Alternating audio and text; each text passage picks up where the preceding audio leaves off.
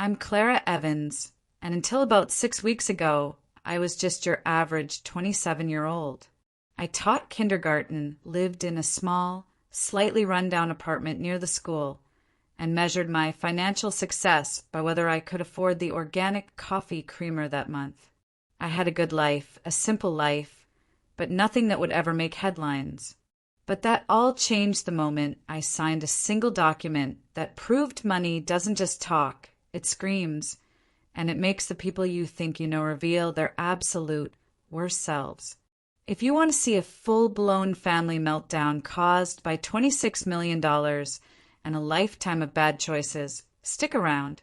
This is my story about inheritance, betrayal, and finding out what true family really means. My story starts not with my parents, Robert and Denise, but with my grandparents, Walter and Eleanor Alexander. They raised me more than my own parents ever did.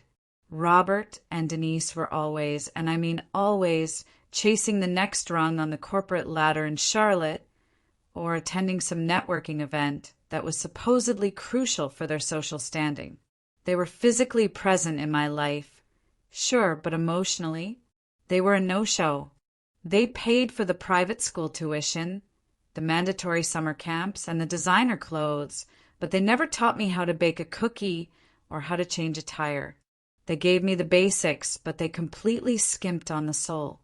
From the age of 5, their charming, modest 4-bedroom house near Lake Norman, 3 acres with a huge vegetable garden, became my sanctuary. That house, which would later become the epicenter of this entire storm, was built on integrity and sweat equity. My grandparents, Walter and Eleanor, weren't trust fund babies. They started Lakeview Freight and Logistics back in the 70s with one beat-up truck and a fierce dream. By the time I was born, that company had grown into a regional powerhouse with a fleet of over 200 trucks and 5 massive warehouses across the Carolinas. Their net worth? Well, I found out later it was staggering, but you would never know it by looking at them. Grandma Eleanor still clipped coupons like it was a competitive sport. Grandpa Walter drove the same 20-year-old Ford pickup, and he wore overalls more often than a suit. They taught me that character matters more than cash. They instilled a philosophy in me that I think saved my soul. Money is just a tool, Clara. It's not a measurement of your worth. Use it to build something meaningful, not to impress people who don't matter. This philosophy, this deep-seated belief in humility and hard work, was exactly what caused the massive rift with my father, Robert. As their only son, he grew up expecting the whole shebang, the lavish lifestyle, the early retirement, the works. He resented their frugality, as he called it. He saw their simple life not as character building, but as deprivation. They paid for his college, but they made him work summer jobs. They helped him with a down payment on a decent starter home, not the penthouse condo he demanded. The final break came years ago. My father demanded a senior executive position at Lakeview Freight, despite having absolutely zero relevant operational experience. My grandparents looked him dead in the eye and said, "You need to earn it, Robert, just like everyone else." He stormed out of that office, took a job with a rival corporation, and their relationship became a cold, transactional thing. They only saw each other on major holidays, and even then, it felt like my father was just checking a box. But with me, they took a different approach. They paid for my education fully, allowing me to graduate debt-free, but they actively encouraged me to pursue my passion. When I told them I wanted to be a kindergarten teacher, earning a salary that barely covered my meager rent, they were genuinely thrilled. "You're building character, Clara," Grandpa Walter told me, "and shaping the future. That's wealth far beyond our bank account."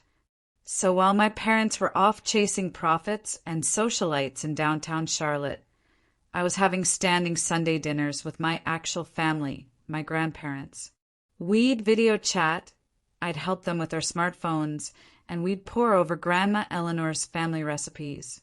Their home was my home, and I intentionally spent every holiday there, which naturally caused endless friction with my mother, Denise, who saw it as a massive personal rejection of her luxurious, yet empty, house.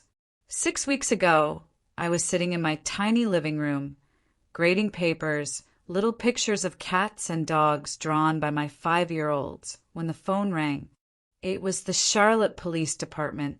I knew, the instant I heard the officer's solemn tone, that my world was about to shatter. My grandparents were driving home from their favorite little Italian place by the lake, the one they'd been going to for 40 years. A drunk driver, coming the wrong way, ran a red light. The crash was instant and total. The officer said they didn't suffer, but that was little comfort. The two people who truly understood and supported me, who were my moral compass, were gone. The funeral was a total blur, filled with the loud, performative grief of people who hadn't bothered to visit them in years. My father and mother, Robert and Denise, took charge of the arrangements, bickering with the funeral director about the cost of the flowers. My brother, Dylan, flew in from the West Coast, spending the whole time scrolling on his expensive phone. My Aunt Patricia, my father's sister, was sobbing dramatically for every photo op, only to stop the moment the cameras were down. I just felt numb. Their Lake Norman home, which had been so full of life and the scent of lemon verbena, now stood empty, its silence deafening. I couldn't bring myself to go inside. I went back to my one-bedroom apartment, took bereavement leave from Sunshine Elementary, and just tried to breathe. Then came the call that would change everything. Mr. Wallace, my grandparents' attorney, requested a meeting for the will reading. He asked that I, along with my immediate family, come to his office. Little did I know that meeting was less about saying goodbye to my grandparents' possessions and more about saying goodbye to the last shred of my illusion about my own family. I had no idea that Walter and Eleanor Alexander, the most humble people I'd ever known, had just entrusted me with a legacy that would tear my other family apart. The real battle was about to begin, and it wasn't about the money. It was about who deserved the values they left behind. The morning of the will reading dawned gray and miserable, the perfect reflection of my mood.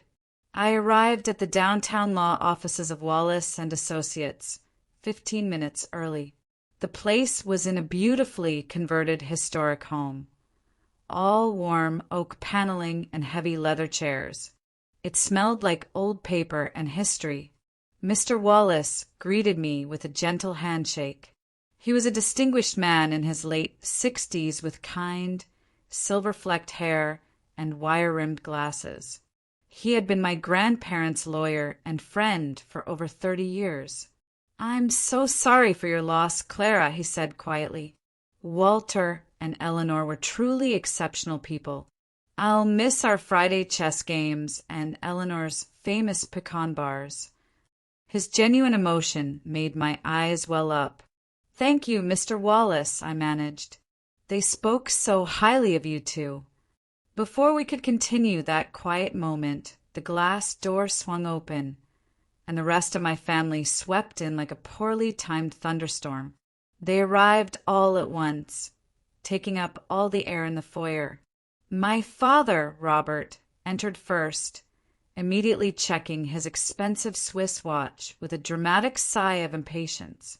At 56, he was a harder, more cynical version of his own father, but with none of Grandpa Walter's warmth. He was wearing a custom-tailored suit that probably cost more than my first car. My mother, Denise, followed, her designer handbag clutched tightly. She was meticulously dressed, her hair perfect, her expression a mask of strained formality. My 25-year-old brother, Dylan, swaggered in, sunglasses perched on his head indoors. His idea of business attire was a wrinkled, high-end button-up shirt and distressed jeans. He was texting furiously before his foot even crossed the threshold. Right behind them came my Aunt Patricia, my father's sister, and Uncle Stanley. Aunt Patricia was already talking loudly on her phone about some perceived slight at her country club's annual gala. Uncle Stanley, mild-mannered and quiet, trailed her, just nodding politely at me before quickly averting his eyes. None of them had bothered to truly visit my grandparents in years, yet here they were, acting like the most bereaved family in the world, focused entirely on the prize. "Well, let's get this over with, Matt," my father announced, not even bothering to greet me or Mr. Wallace properly. "Some of us have actual companies to run, you know." Mr. Wallace just smiled thinly, a small flicker of disapproval in his kind eyes. "Of course, Robert. Please follow me to the conference room. Since everyone is present, we can begin." The tension in that room was thick enough to cut with a knife as we settled around the massive oak table. My father positioned himself at one end, asserting his supposed authority, while I instinctively chose a chair closer to Mr. Wallace. The others arranged themselves in their usual alliances. Mom next to Dad, Dylan next to her, and Aunt Patricia and Uncle Stanley across the way, already whispering to each other. Mr. Wallace cleared his throat. "Before I begin reading the document," he said, his voice calm and deliberate, "I want to clarify one point." Elizabeth and Harold were of entirely sound mind when they finalized and updated their will last year. They were thorough in their considerations and explicit in their wishes. My father snorted, leaning back aggressively in his chair. "Just read it, Matt. We know how this goes. Dad built the business. I'm his son. Standard inheritance procedure." Mr. Wallace ignored the interruption, opened a thick leather portfolio, and began to read the formal legal language. It droned on for several minutes, detailing revocations of previous wills, naming of executors, and boilerplate legal jargon. My family fidgeted impatiently. I could feel their collective energy tightening, waiting for the only section that mattered to them. Finally, he reached it. He adjusted his glasses and lowered his voice slightly.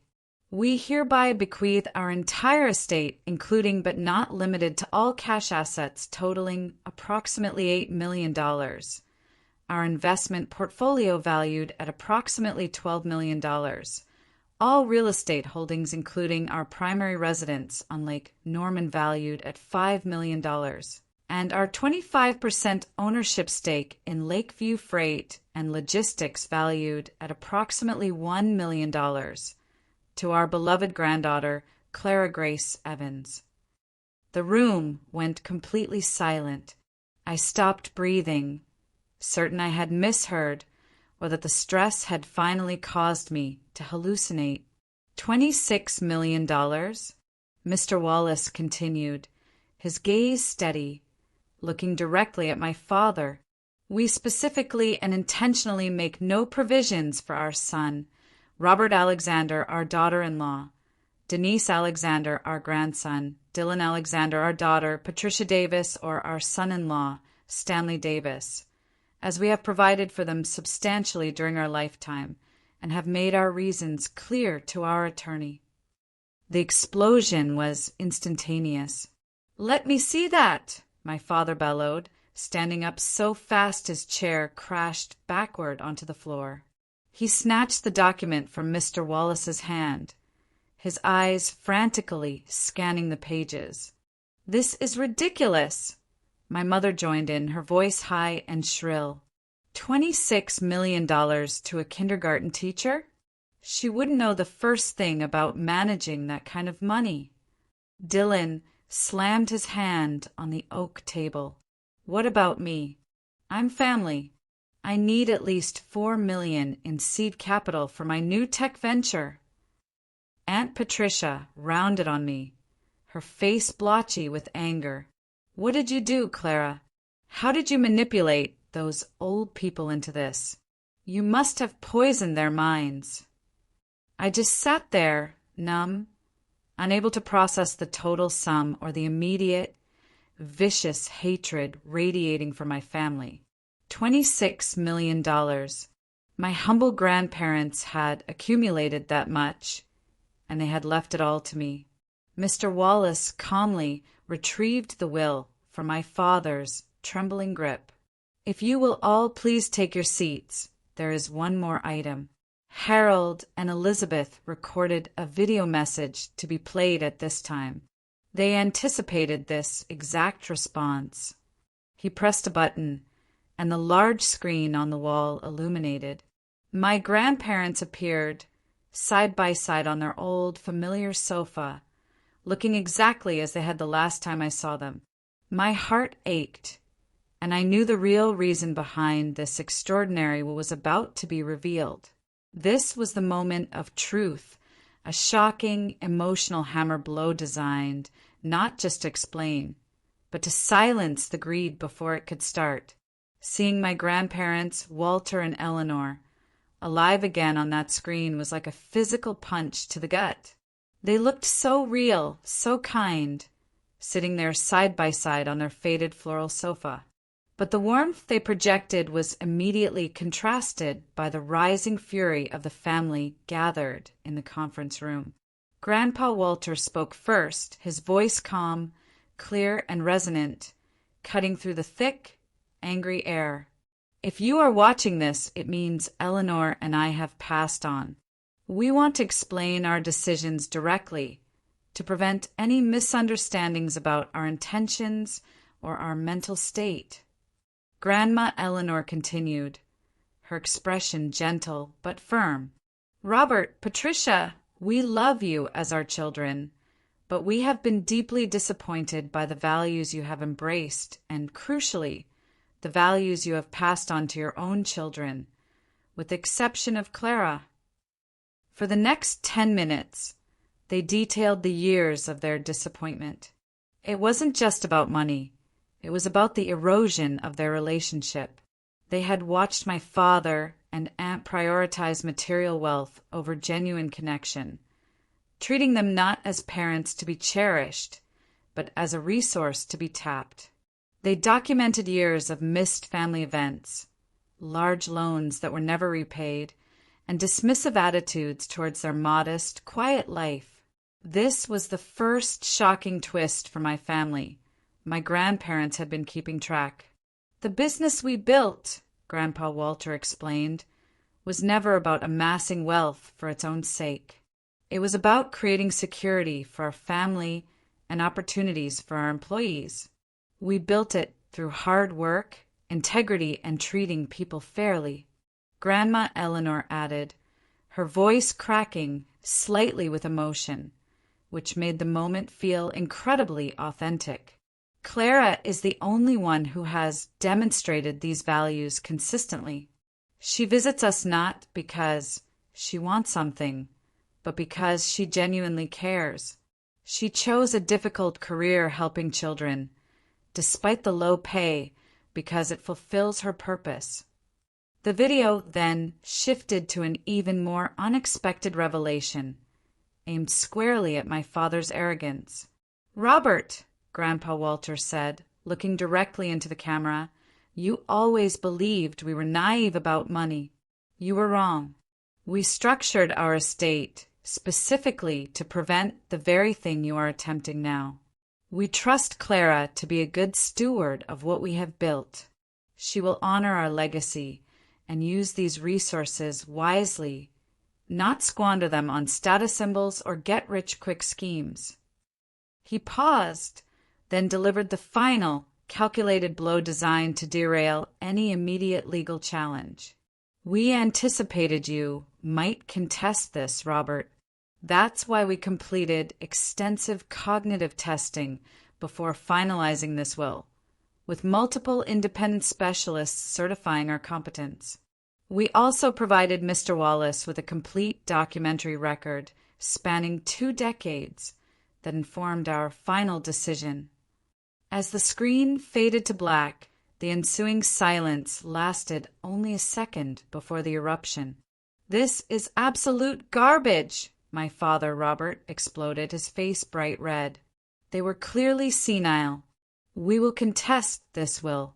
No judge will uphold this insanity."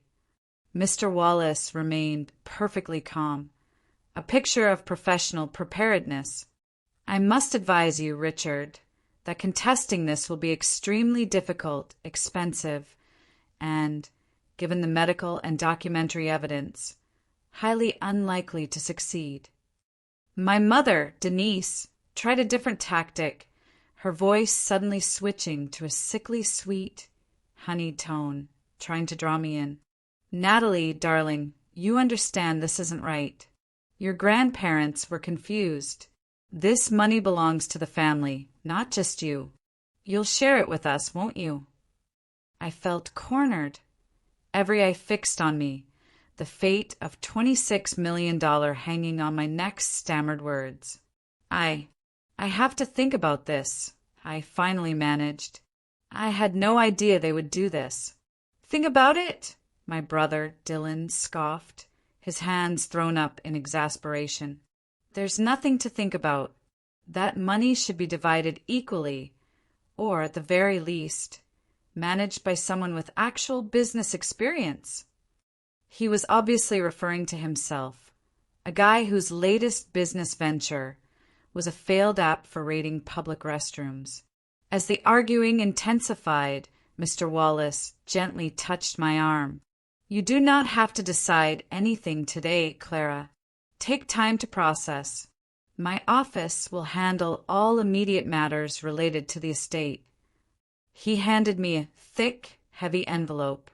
"This contains all the relevant documents, the keys to their Lake Norman house, and contact information for their financial advisors. Call me any time."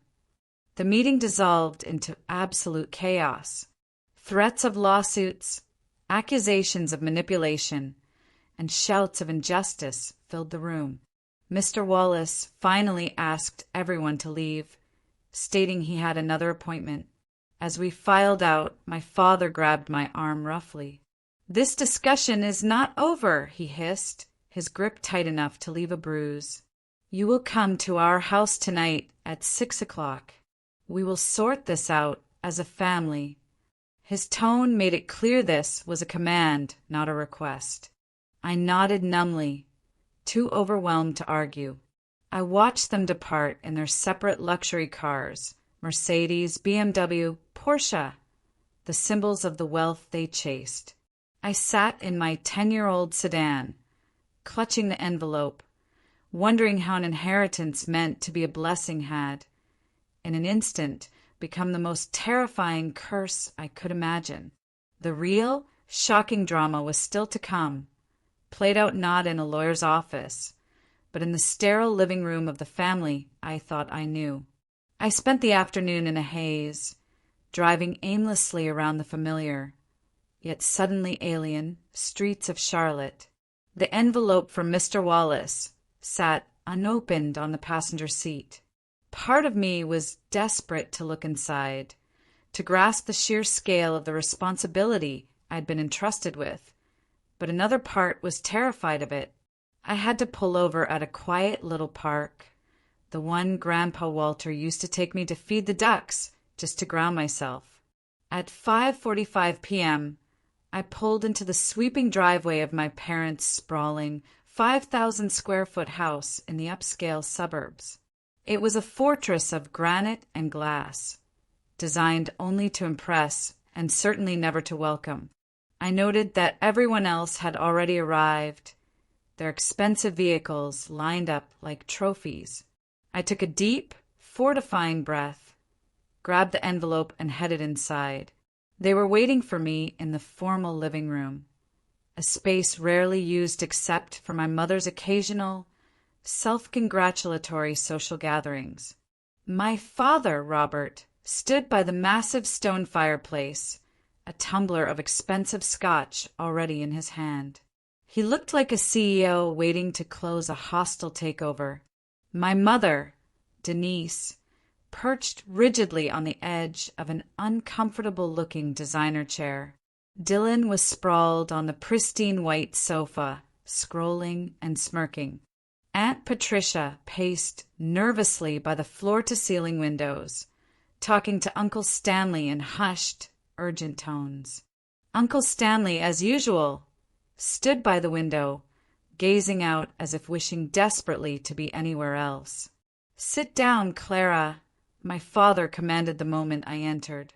I chose a chair near the entryway, fully aware that I might need a quick exit.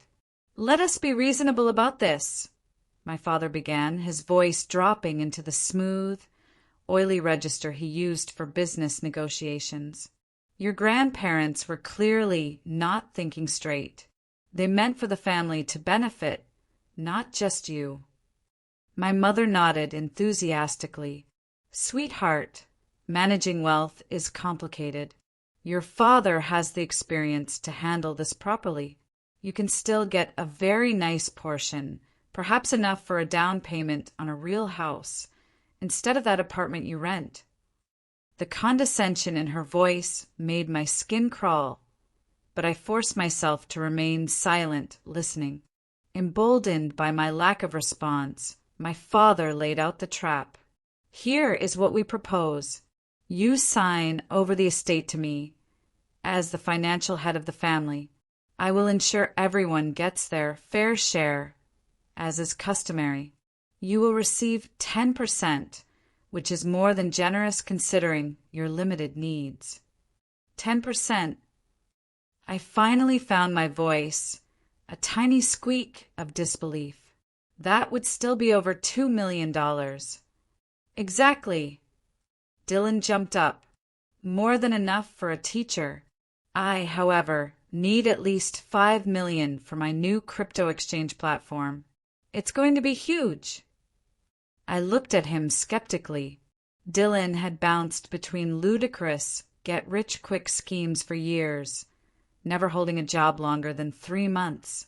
His last venture, a subscription service for artisanal dog food, had collapsed after burning through most of my parents' capital. Aunt Patricia stepped in, pointing an accusatory finger at me. "And the Lake Norman house should go to us. We have 3 children to consider. That neighborhood would give them access to better schools than your little elementary school district." I almost laughed at the absurdity. She hadn't visited the house in a decade, and her children were strangers to the grandparents. As the evening wore on, their tactics evolved. When demands failed, they switched to manipulative guilt. "After all we have done for you," my mother said, her eyes suddenly glistening with dramatic, stage-managed tears. "We gave you life, a good home, opportunities. Is this how you repay family loyalty?" The word loyalty hit me like a splash of cold water. Loyalty. I choked out. "When was the last time either of you called just to check on me? When did you ever attend one of my school performances? Grandpa Walter and Grandma Eleanor never missed one." My father changed strategies again, his face hardening. "We are not asking, Clara. We are telling you what will happen. Either you sign the transfer documents voluntarily, or we will contest the will. We will bring up every questionable interaction you had with your grandparents. How often did you visit them alone? What did you tell them about us when we weren't there? It will get ugly and we will win." The threat hung in the air. I felt sick, cornered, and terrified.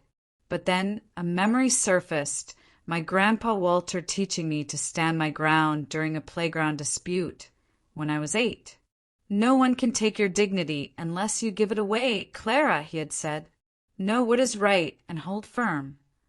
Uncle Stanley, who had been completely silent, suddenly spoke up, his voice barely a whisper. "Maybe we should all calm down, Robert. Give Clara some time to think. This is a lot to process." My father rounded on him like a predator. "Stay out of this, Stanley. This is family business." Uncle Stanley immediately retreated. visibly shrinking under my father's glare.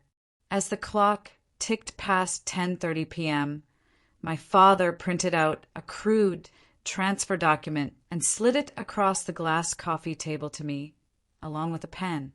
The document was broad, essentially signing away all my rights to the entire estate in exchange for a percentage to be determined later at my father's sole discretion. "Sign it," he demanded, his voice low and dangerous. "Now." I picked up the paper, read the predatory language, and then placed the pen and the document back on the table. I took a deep breath, and the silence in the room became absolute. "What did you just say?" my father asked, his voice shaking with suppressed rage. I looked directly into his eyes, my voice steady for the first time that night. "No, I will not sign this or anything like it. My grandparents trusted me with their legacy for a reason.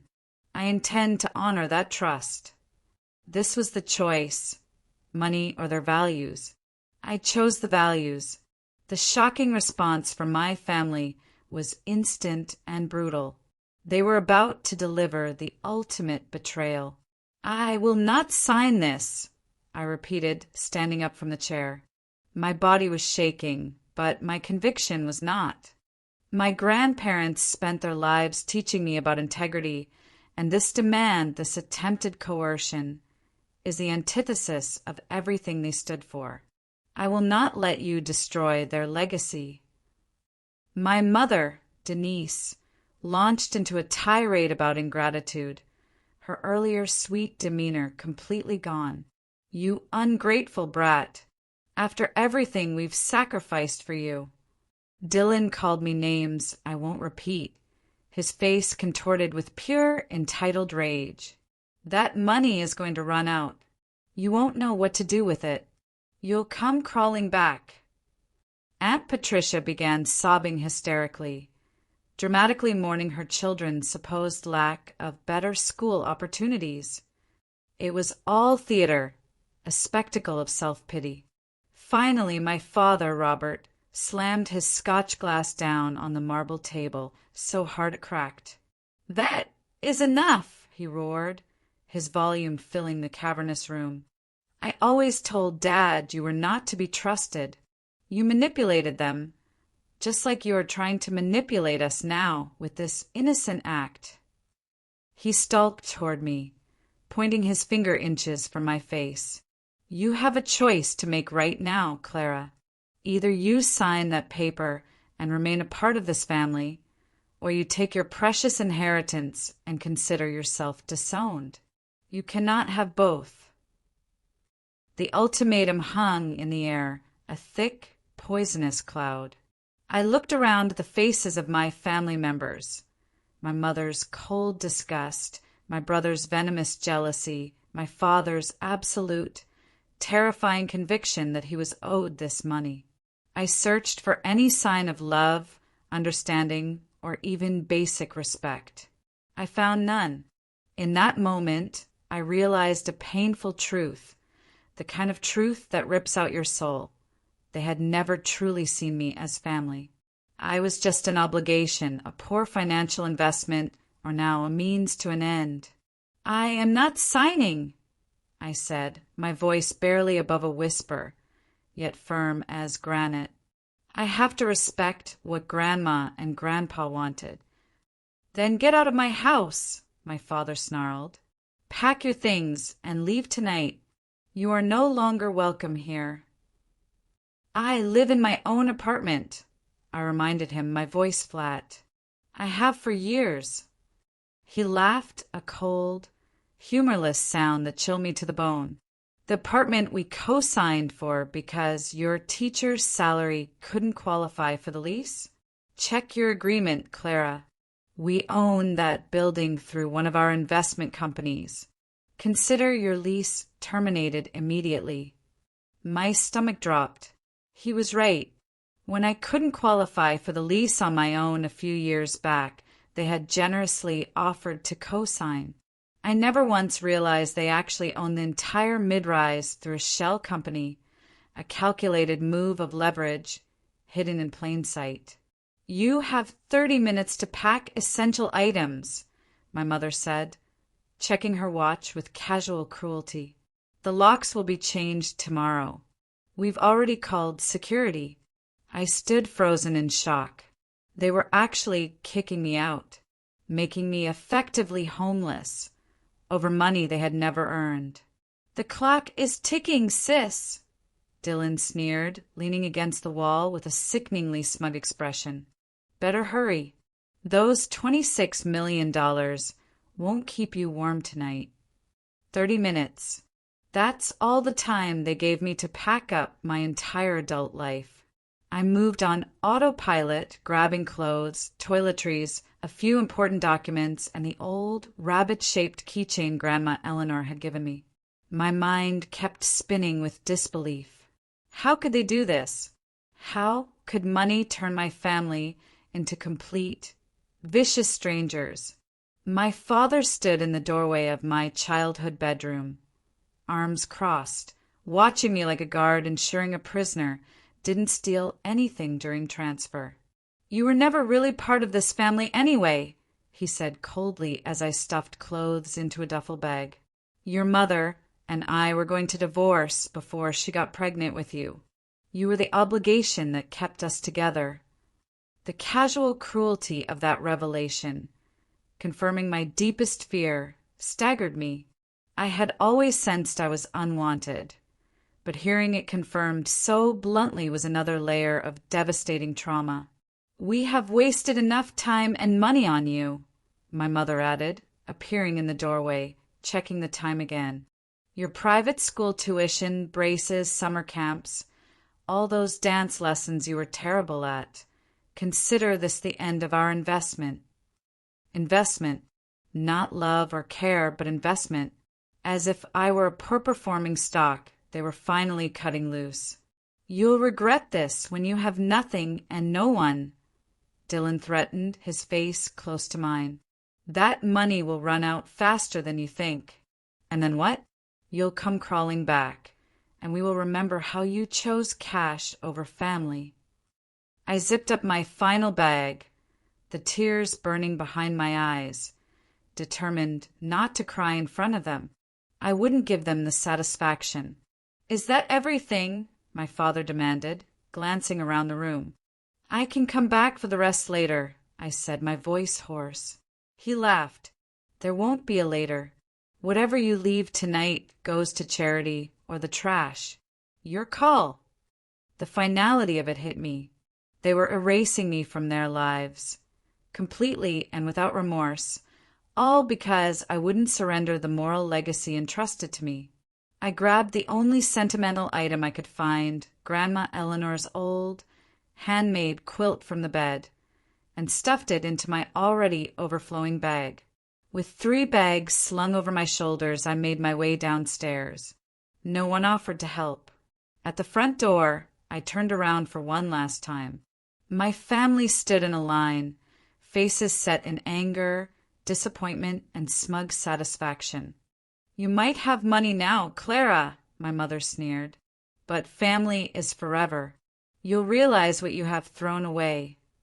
"I am not the one throwing away family," I replied quietly. "You are." I walked out the door and into the cool autumn night air. The door slammed behind me with disturbing finality.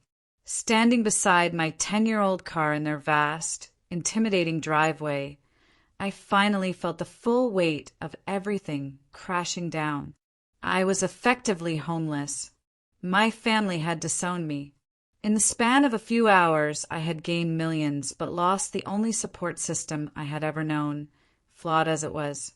The sheer, overwhelming injustice of it finally broke me, and I started to cry, the great, heaving sobs of a woman who had just realized she had to start her life over, completely alone. I sat in my car, parked right there in my parents' driveway, tears streaming down my face. I cried for my grandparents, whose absence felt more acute than ever. I cried for the family I had always hoped for, but never truly had. And mostly, I cried for myself, suddenly adrift, with a fortune I didn't ask for and nowhere to sleep. After what felt like an hour, I wiped my eyes, started the car, and pulled away. I drove aimlessly through the quiet, dark streets of the suburbs. I had nowhere to go. Friends were an option, but explaining this whole bizarre, traumatic scenario at nearly midnight seemed impossible. Hotels required a credit card with available limits I didn't want to risk right now, not until I truly understood my new financial situation. Then I remembered the thick envelope Mr. Wallace had given me earlier that day. I pulled over onto the shoulder of a dark road and tore it open. Inside were legal documents, financial statements, and a set of keys with a familiar, tiny rabbit-shaped keychain, the one Grandma Eleanor had cherished. The keys to my grandparents' house, the house that was now unbelievably mine. The drive to their Lake Norman neighborhood took about 20 minutes. With each mile, I felt simultaneously pulled toward the comfort of their home and terrified of entering it without them. I had avoided the house since the funeral, unable to face the emptiness. The porch light was on when I arrived, probably on a timer Grandpa Walter had meticulously set. I sat in the driveway for several minutes, staring at the darkened windows, gathering my courage. Finally, I grabbed one bag and approached the front door, the rabbit keychain shaking in my hand. The house smelled exactly the same, a comforting mixture of Grandma Eleanor's lemon verbena potpourri and the wood polish Grandpa Walter used on the furniture every Sunday. I flipped on the lights, half expecting to hear their voices calling a greeting from the kitchen. The silence was deafening. I made my way to the guest room I had always used, the one with the cheerful blue walls and the old quilt now draped over the bed. I dropped my bags. Everything was exactly as I had left it after my last weekend visit a month before the accident. The novel I had been reading still sat on the nightstand, a bookmark indicating my progress. Fresh towels were folded on the dresser, placed there by my grandmother in anticipation of my next stay. The sheer thoughtfulness of it, the expectation of continuity that had been so brutally broken, undid me again. I sank onto the bed and cried until exhaustion overtook me, falling asleep fully clothed on top of the covers, clutching the rabbit keychain like a lifeline. Morning came with a disorienting brightness. For a moment, I expected to smell coffee brewing and hear Grandpa Walter's off-key whistling from downstairs. Then reality crashed back. They were gone, and somehow I had inherited both their fortune and a hostile takeover attempt for my own family. My phone had blown up overnight with texts and missed calls, mostly from my father, Robert, and mother, Denise, alternating between threats and sudden, transparent attempts at reconciliation. "We can work this out if you will be reasonable," read one message from my mother. My father was less subtle. "You have 24 hours to reconsider before we file suit. Don't think you can handle this alone." Dylan sent a single text, which was the most chilling of all. "Enjoying the big empty house while you can? Not for long." That last one sent a fresh wave of panic through me. It sounded less like bluster and more like an active physical threat. I forwarded it immediately to Mr. Wallace. He responded instantly, with an urgency that alarmed me but also provided strange comfort. "Stay where you are. I will be there in 30 minutes. Do not open the door for anyone else." At least someone was on my side. Mr. Wallace arrived exactly 30 minutes later, carrying a briefcase and a cardboard carrier with 2 coffees. I ushered him into the kitchen, where we sat at the breakfast nook my grandparents had used for casual meals. "First things first," he said, sliding a coffee toward me. "Your family has already contacted 3 different attorneys about contesting the will. They are aggressive. I anticipated this and have prepared countermeasures. I wrapped my hands around the warm cup. They kicked me out last night. My father apparently owns my apartment building through some shell company. Mr. Wallace nodded grimly. Typical robber tactics, using leverage to force compliance. He began pulling documents from his briefcase. What he did not tell you is that your grandparents provided for this exact scenario. He showed me a deed to a small, charming cottage about 20 minutes outside of town. Your grandmother bought this property 5 years ago as an investment, but kept it in a separate, confidential trust for you. Robert does not know about it. You have somewhere to go if you need to retreat.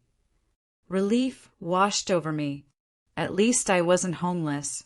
But the idea of hiding out while my family circled, like vultures, did not sit well. I knew I couldn't fight them alone, and I was about to discover the sheer, organized power of the chosen family my grandparents had secretly built. The doors of the fortress were about to open, and the allies I didn't know I had were about to step in.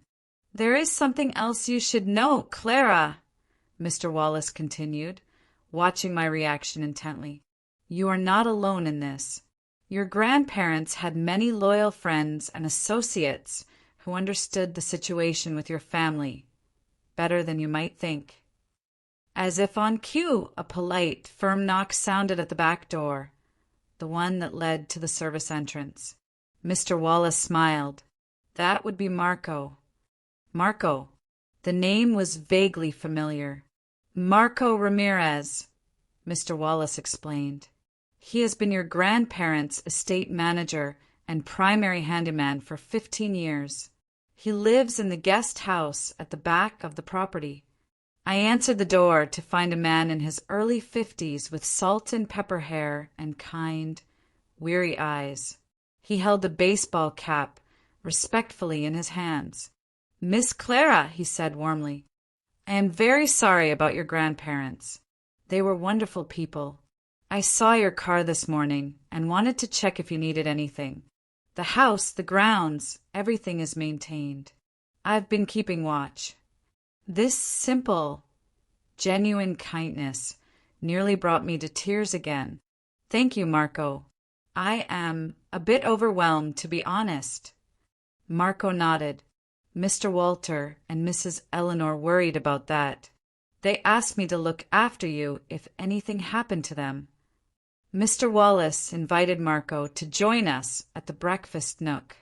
Over the next hour, Marco didn't just share stories. He painted a picture of two people who were deeply respected and beloved by those who worked for them, not just their entitled family members. Then came the first crucial piece of evidence, a shocking detail that showed my grandparents' meticulous foresight. "Your father and brother," Marco said carefully, his eyes focused on the coffee cup. "They came here after the funeral when no one was around. They took things, watches, some jewelry, a few electronics. I have it all on the security cameras." My stomach clenched. My father had installed an expensive security system for my grandparents years ago, supposedly for their protection. I had forgotten about the cameras. Marco shook his head sadly. "They didn't know Mr. Walter had me update the entire system last year. He didn't trust the old one your father put in, said it had too many blind spots." This wasn't just evidence of theft. It was evidence of my grandparents' quiet, strategic distrust of their own son. Mr. Wallace immediately made a note that the footage could be used if they pursued legal action. "Is there anything else, Marco?" "Mrs. Eleanor kept detailed journals," Marco continued. "She documented everything, especially family visits and interactions. There in her study." I followed Marco to my grandmother's small, sunlit study. A built-in bookcase held dozens of thick, leather-bound journals, each meticulously dated. Marco pulled one from the shelf and handed it to me. This one mentions when your father asked for money last year, he said, for some investment opportunity. I opened the journal immediately, recognizing my grandmother's elegant handwriting. May 15th, Richard visited today. First time in 7 months. Did not ask about our health or lives. Immediately launched into a pitch about cryptocurrency investment, requiring $250,000. When Harold refused, Richard became hostile, accused us of preferring Clara, said we were naive to trust her when she only visits to secure her inheritance. Couldn't be more wrong. Clara has never asked for money, has no idea of our net worth, brings food every Sunday, and stays to eat with us. Richard left without finishing his coffee. Harold very upset afterward. I read entry after entry, each one documenting years of similar interactions. My father demanding money, my brother pitching absurd business ideas, my mother making thinly veiled comments about their modest lifestyle being embarrassing to her social standing. In sharp contrast, my visits were described with genuine warmth, noting small gifts I had brought, conversations we had shared, and help I had offered around the house. My grandmother saw me in a way my parents never had. As I read, the doorbell rang. Marco went to answer it, returning with an older woman in a practical dress and a cardigan. Clara, this is June Reynolds, he introduced her. Your grandparents' housekeeper for 20 years. June hugged me tightly. You look just like Eleanor when she was young, she said. She was so proud of you. Over the next several hours, more people arrived. Brenda Martinez, my grandparents' business partner, who knew every detail of Lakeview freight and logistics, offered to guide me through understanding the company. Mr. Thomas Jang, their investment advisor, brought comprehensive portfolios showing exactly how my inheritance was structured. Sarah Johnson, their neighbor for 30 years, brought a homemade casserole and stories about neighborhood gatherings I had attended as a child. Each person who arrived brought not only crucial information, but genuine, unflinching affection. They had all loved my grandparents, and by extension, they cared about me. This was the real legacy, not the money, but the powerful, organized community of compassion my grandparents had secretly built and deployed to protect their wishes. I was no longer fighting alone. I was standing with Walter and Eleanor's entire network. The tables were turning, and my family was about to walk straight into the trap my grandparents had meticulously set for them. The kitchen table, once a quiet spot for morning coffee, was now covered in evidence, a paper trail stretching back decades. As Brenda Martinez walked me through the complex structure of the investment portfolio, and Mr. Thomas Jang explained the company's valuation, June Reynolds was quietly organizing the journals in the study. Suddenly, June called me over, her voice serious. Clara, look at this. She had found a hidden compartment in Grandma Eleanor's antique desk, cleverly concealed behind a row of seldom-used reference books. Inside were dozens of letters from my father, Robert, spanning decades. Each one was a request for money, sometimes with a clear, ugly thread of emotional manipulation, thinly veiled threats about cutting off my access to them if they refused to fund his next failing scheme. But there was another bombshell. June handed me a small USB drive. Your father and mother, she said, her voice laced with disappointment. They were here right after the funeral, before the reception even ended. Denise was going through Eleanor's jewelry box. She took several valuable pieces, the sapphire brooch, the diamond tennis bracelet, claiming Eleanor would have wanted her to have them. The security cameras. I whispered, remembering Marco's revelation. June nodded, tapping the USB drive. This is the security footage. Mr. Walter had Marco install a backup system that captured everything, inside and out, backed up to a secure cloud server, completely hidden from your father's original system. They knew what they were protecting. I looked at the drive, the journals, and the thick files Mr. Wallace was now compiling. My grandparents, the most humble people I knew, had been quietly, strategically documenting my family's behavior for years, perhaps knowing this day would inevitably come. They hadn't just created a financial safety net for me. They had built a virtually indestructible legal fortress, complete with documented evidence and a network of loyal, unimpeachable witnesses. This was the ultimate chess move. Around 4 p.m., as Mr. Wallace was guiding me through the complex financial documents, my phone pinged. It was a text from Dylan. "Hope you're enjoying the house while you can. Dad, Mom, Patricia, Stanley, and I are coming over tomorrow morning at 10 a.m. to collect what rightfully belongs to us. Better not try to stop us, or things will get ugly." I showed the message to Mr. Wallace. His expression darkened. "Threats and potential breaking and entering," he muttered. "I think it is time to activate the final phase of your grandparents' plan." He made several phone calls in quick succession, speaking cryptically about a high-profile witness and securing the premises with impartial authority. When he finished, he turned to me with a determined expression. "Your grandparents anticipated this exact scenario, Clara. They knew Robert and the others would not accept their decision. They planned for this intrusion. Tomorrow morning, we will be ready for them. But tonight, I suggest you review these materials so you understand exactly what you are fighting for." He gestured to the pile of journals, financial documents, and legal papers spread across the dining room table. Your grandparents built more than just wealth. They built relationships based on trust and respect. That is their true legacy to you, and that is what we are protecting. As everyone except Marco left for the evening, promising to return the next morning, a strange calm settled over me. I wasn't scared anymore. I was armed, not with money, but with truth.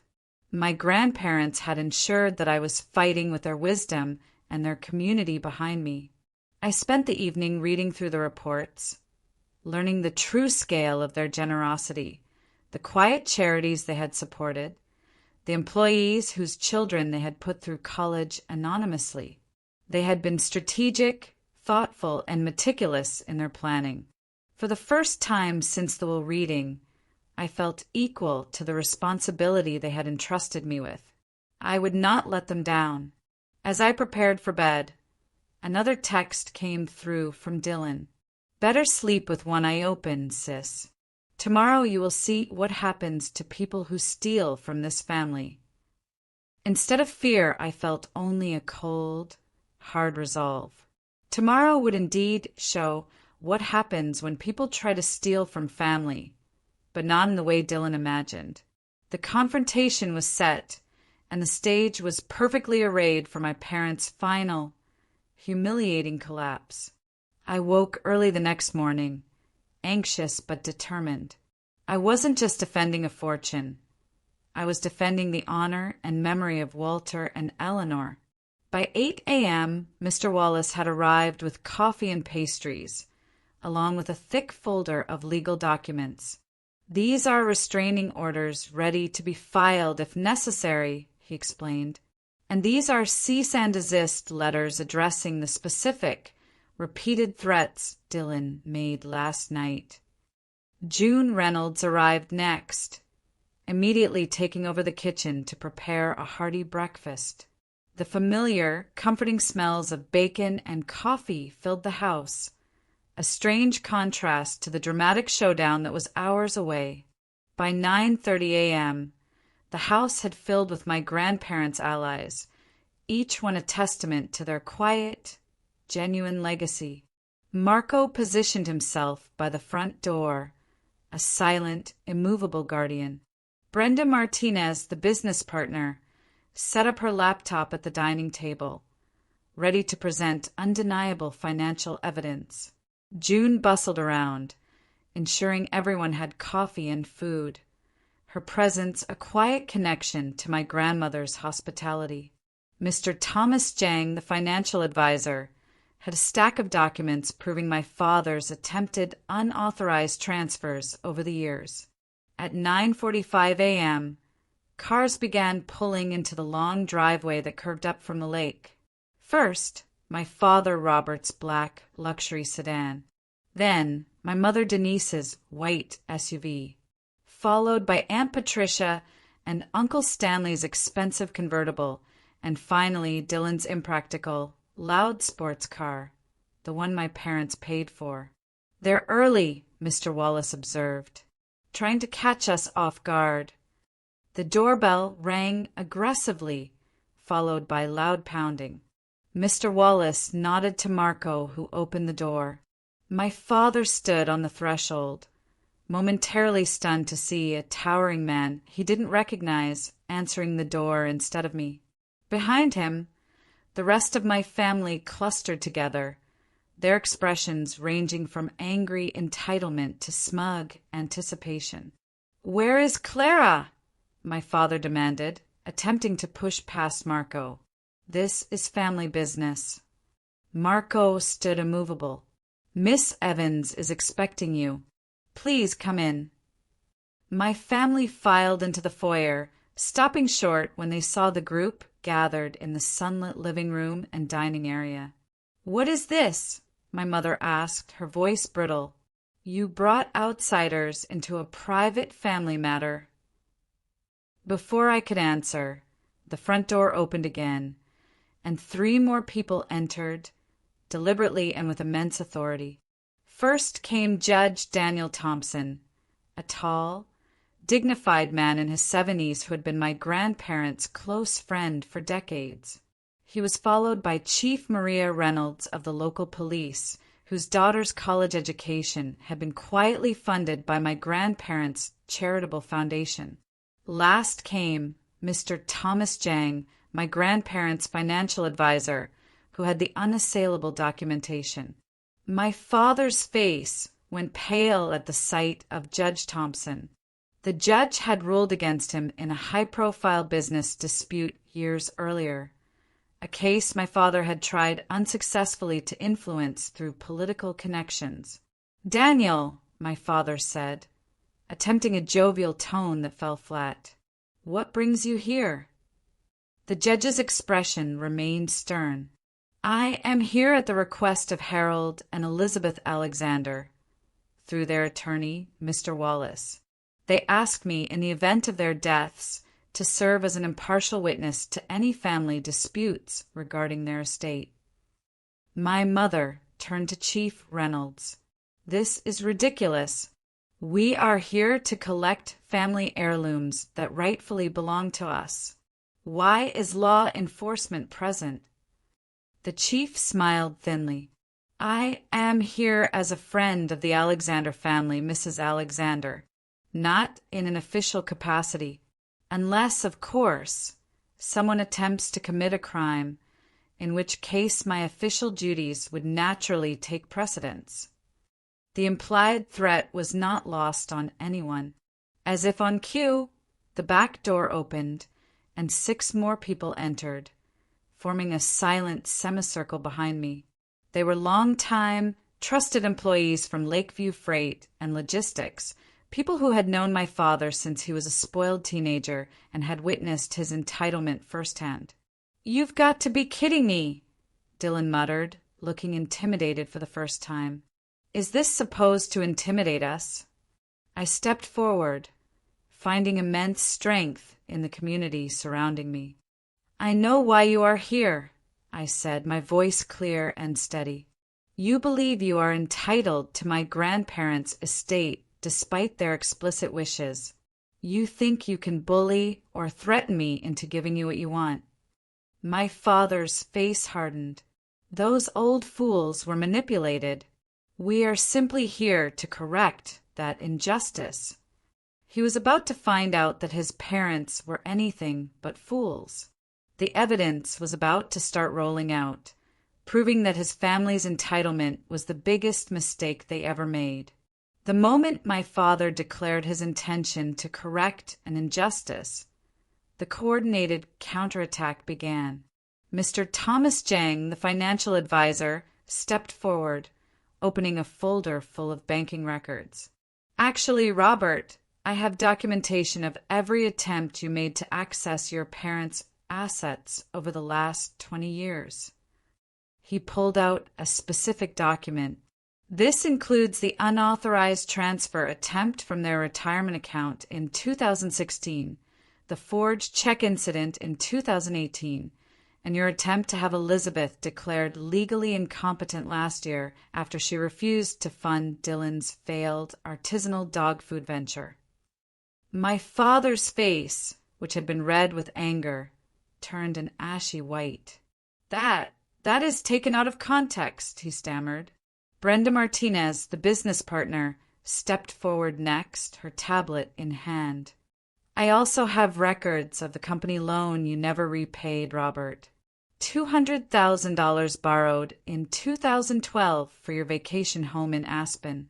Your parents never pursued repayment, though they certainly could have. One by one, my grandparents' friends and associates presented evidence of my family's attempts to extract money over the years, contrasted with their minimal, cold involvement in Walter and Eleanor's actual lives.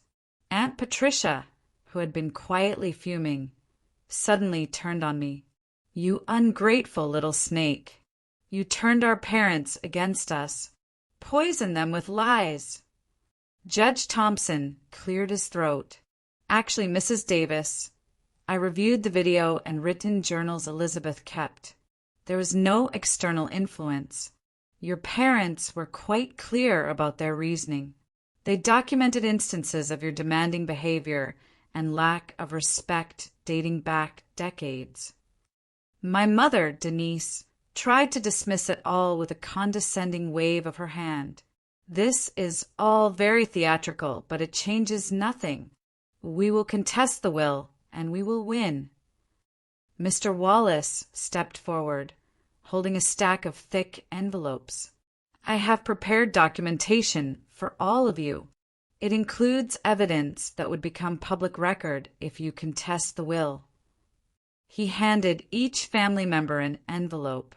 "This includes banking records, text messages, emails, and, most damagingly, video evidence of your interactions with Harold and Elizabeth over the past decade.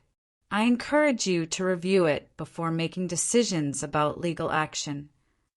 Uncle Stanley, who had remained silent, opened his envelope and began reading. His face grew increasingly pale. After a long moment, he touched Aunt Patricia's arm. "We should go, Pat," he said quietly, his eyes fixed on a printed transcript of a conversation. "This is not a fight we can win."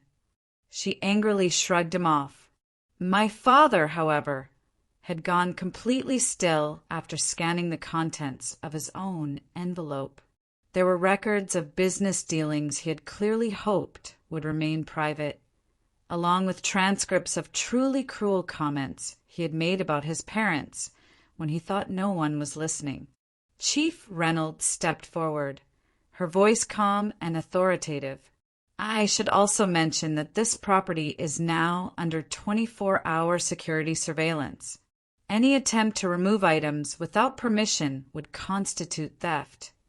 Marco nodded from the doorway.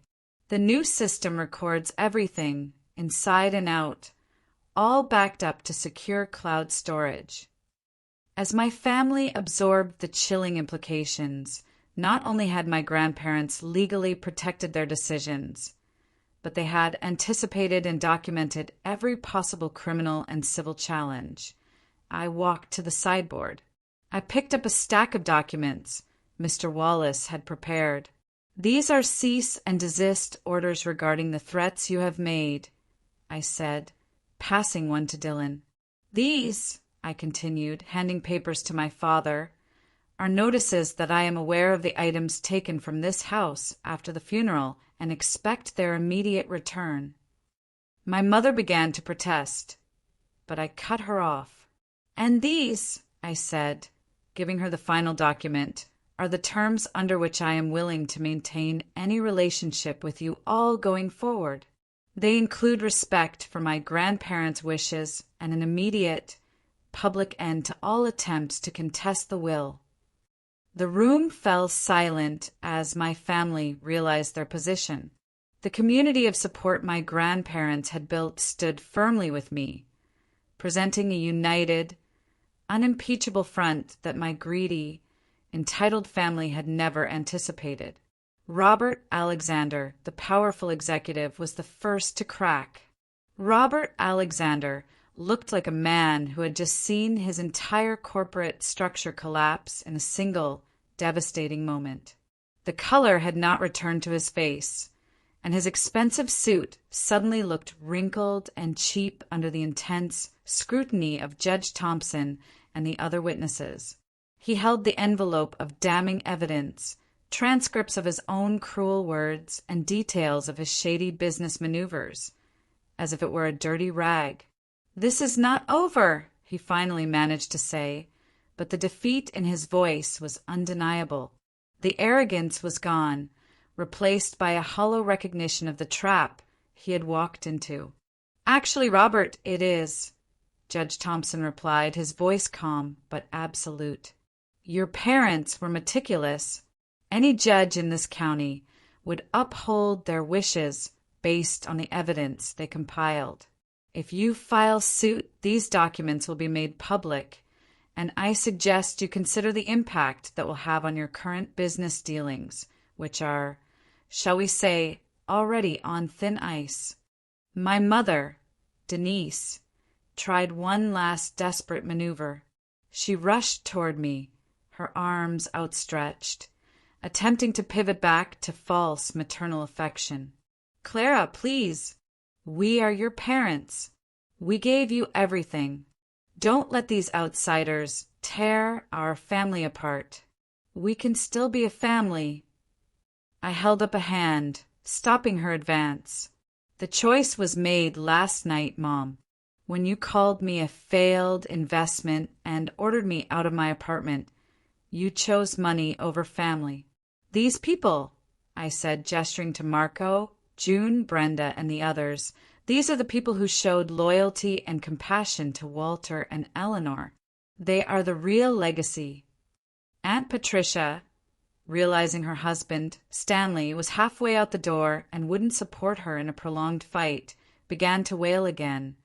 But this time it sounded less like grief and more like frustrated entitlement. "You are just a selfish, heartless teacher who stole my children's inheritance." Dylan glared at me as he tucked the restraining order into his back pocket. "This is not the end, sis. You'll run through that money, and then we'll see who is laughing." "Perhaps not," I replied calmly, meeting his gaze. "But it is the end of you taking advantage of this family. My grandparents saw who you really are. That is why we are all here today." One by one, the entitled faction retreated toward the front door. Their threats dissolved in the face of the overwhelming, undeniable truth presented against them.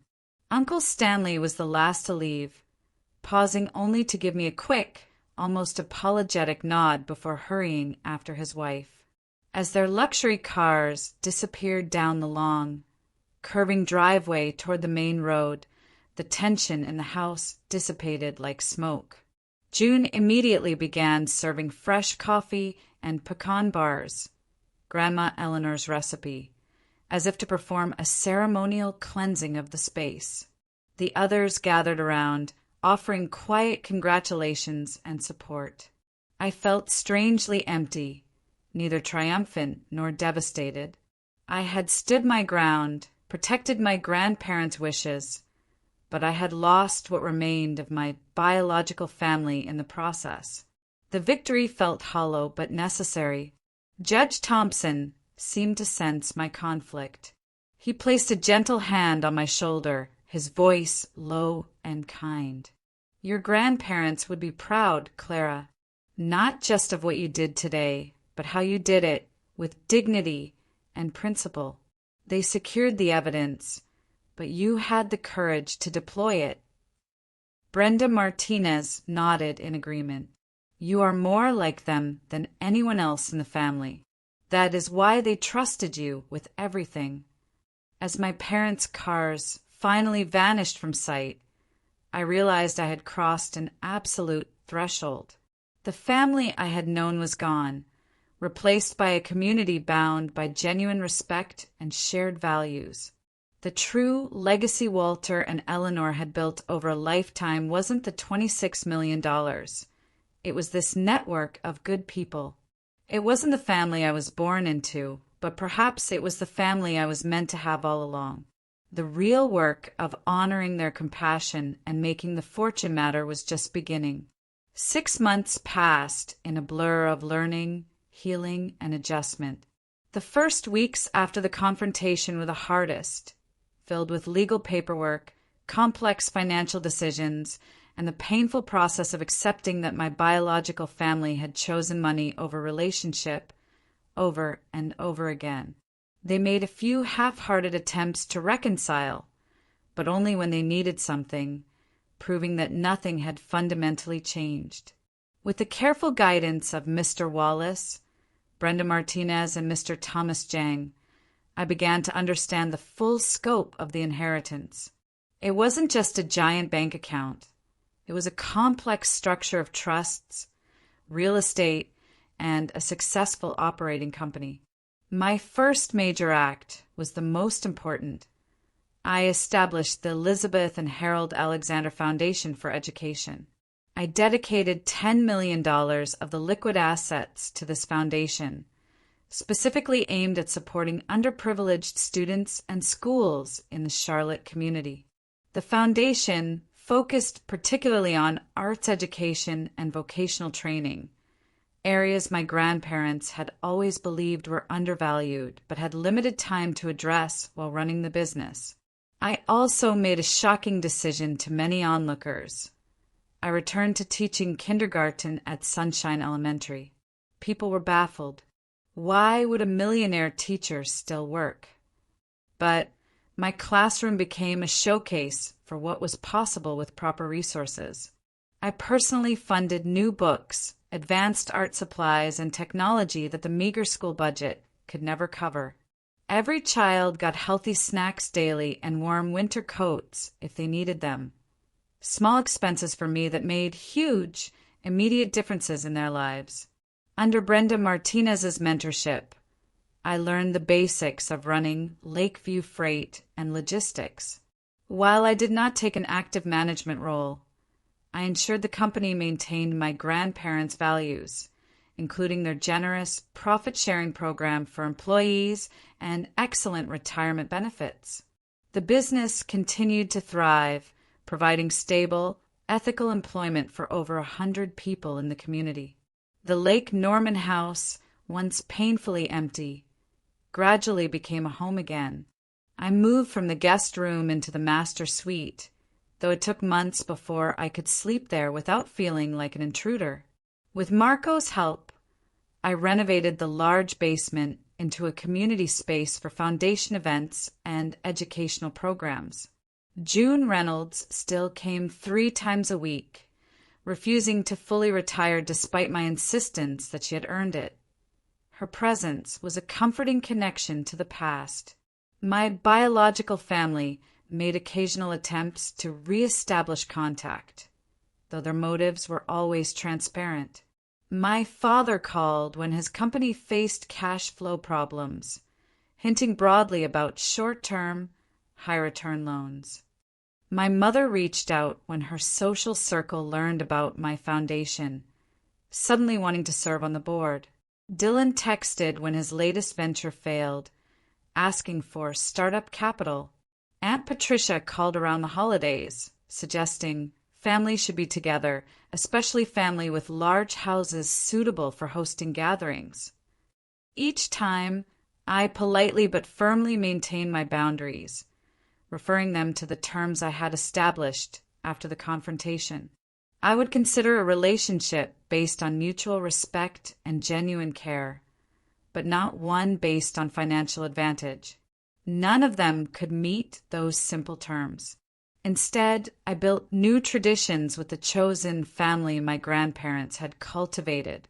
Sunday dinners continued, now hosted by me, with rotating guests: Brenda, Marco and his family, June, Mr. Wallace, and others who had been part of Walter and Eleanor's genuine inner circle. We celebrated holidays together, shared milestones, and supported each other through difficulties. It wasn't the family I was born into, but it was a community bound by something stronger than DNA: shared values and genuine affection. One crisp autumn morning, a year after the crash, I decided I was ready for the final, necessary step of healing. I visited my grandparents' graves for the first time since the funeral. I brought fresh flowers and sat on the small bench nearby, ready to finally have the conversation I had been avoiding for too long. I sat by their headstones: Walter Alexander, 1940 to 2024. Eleanor Alexander, 1942 to 2024. The years felt too short, the impact they left too large to be contained by a simple stone marker.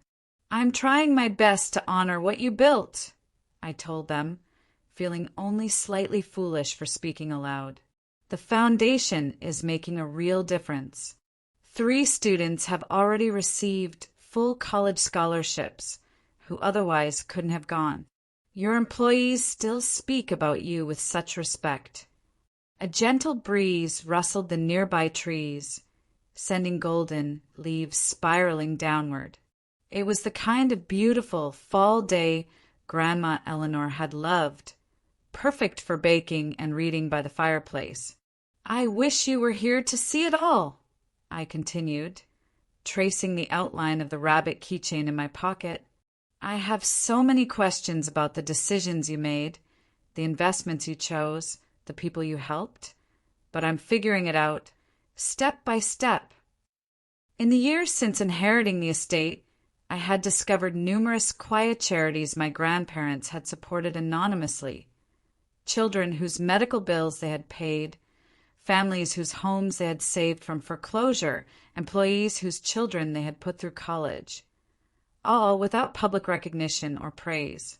Their entire lives were a hidden map of genuine human impact. "Thank you for trusting me," I whispered. "I understand now why you made the choice you did. It was never really about the money. It was about values. It was about using resources for something meaningful, rather than status or power." As I sat there, memories washed over me, not with the sharp pain of recent grief, but with a bittersweet appreciation for the time we had shared. Grandpa Walter teaching me to fish on the lake. The next day, I hosted the Foundation's first major event, a scholarship ceremony for 20 high school seniors who would receive full college funding.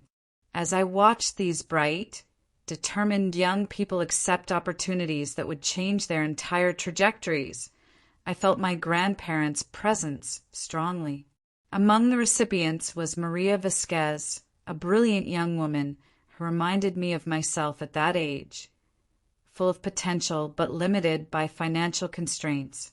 She planned to become a teacher to give back to her community, just as she had been supported. As the event concluded, Maria approached me, tears in her eyes. "My parents both work 2 jobs," she said. "No one in my family has ever gone to college. This changes everything, not just for me, but for my younger siblings who now see it as possible." In that moment, I understood completely what my grandparents had been building all along. Not just a business or a fortune, but a legacy of positive impact, a ripple effect that would continue long after they were gone. They had trusted me to amplify that effect, to carry their values forward in ways they would never see but had envisioned perfectly. The money had indeed revealed true colors, showing me who valued wealth over relationship. But it had also revealed a community of genuine connection, people who had loved my grandparents for who they were, not what they owned. That was the true inheritance, and it was more valuable than any dollar amount. I continued teaching, running the foundation, and learning the business. The wealth allows me to amplify good work, but it does not define me. I still live relatively simply, drive a practical car, and spend weekends volunteering rather than shopping. My grandparents would approve. They always said money was a tool, not a goal. I finally understood what they meant. And thanks to their foresight and love, I finally have the family, the community, and the meaningful life they always intended for me.